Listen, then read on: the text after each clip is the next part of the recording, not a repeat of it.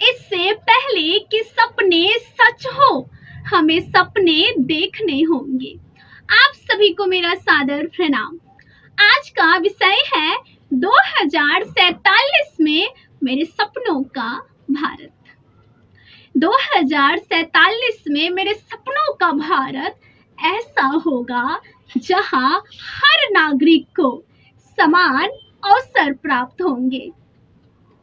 एक ऐसा देश जहां जाति, धर्म एवं लिंग के आधार पर कोई भेदभाव नहीं होगा।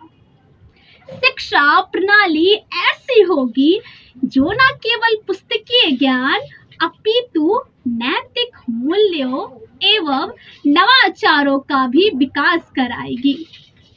मेरे सपनों का भारत ऐसा होगा जहां हर अस्पताल अत्याधुनिक तकनीकी से लैस होगा और हर एक व्यक्ति को सस्ती एवं उच्च गुणवत्ता वाली चिकित्सा सेवाएं प्राप्त होगी।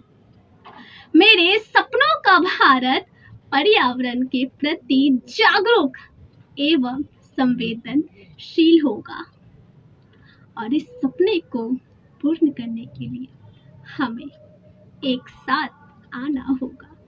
बहुत बहुत धन्यवाद।